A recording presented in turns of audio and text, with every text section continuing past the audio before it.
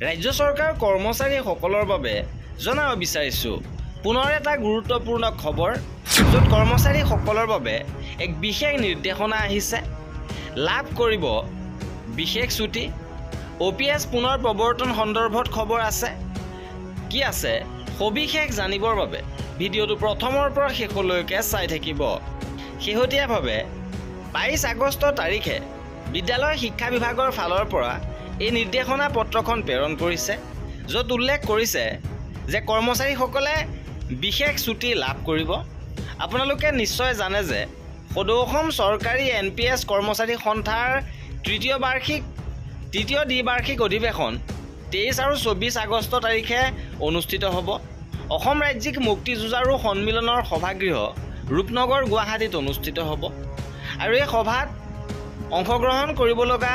প্ৰতিনিধিসকলক এই বিশেষ ছুটি প্ৰদান কৰা হৈছে আৰু সেই অনুসাৰে অসম চৰকাৰৰ বিদ্যালয় শিক্ষা বিভাগৰ অধীনস্থ শিক্ষক আৰু কৰ্মচাৰীসকলৰ বাবে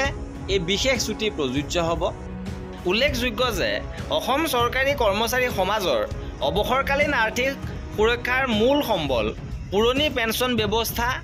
OPS পুনৰ প্ৰৱৰ্তনৰ একমাত্ৰ লক্ষ্য আৰু উদ্দেশ্যৰে ইংৰাজী 2018 চনত প্ৰতিষ্ঠা হোৱা সদৌ অসম চৰকাৰী NPS কৰ্মচাৰী সন্থাৰ তৃতীয় দ্বিবাৰ্ষিক অধিৱেশন আৰু মুকলি সভা ইংৰাজী 23 আৰু 24 আগষ্ট তাৰিখত দুদিনীয়া কাৰ্যসূচীৰে অনুষ্ঠিত কৰাৰ সিদ্ধান্ত গ্ৰহণ কৰা হৈছে আৰু সদৌ অসম চৰকাৰী NPS কৰ্মচাৰী সন্থাৰ এই অভিলাষী প্ৰয়াসৰ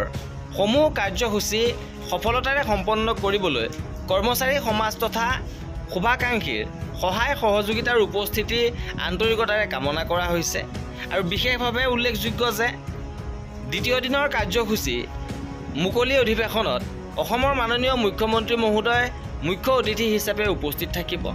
য'ত কৰ্মচাৰী সমাজৰ বাবে কেইবাটাও ভাল খবৰ দিব বুলি আশা কৰা হৈছে আৰু এই আছিল আজিৰ ভিডিঅ'টোত কৰ্মচাৰী আৰু পেঞ্চনাৰৰ সকলো খবৰ পাই থাকিবৰ বাবে আমাৰ চেনেলটো ছাবস্ক্ৰাইব কৰি ৰাখিব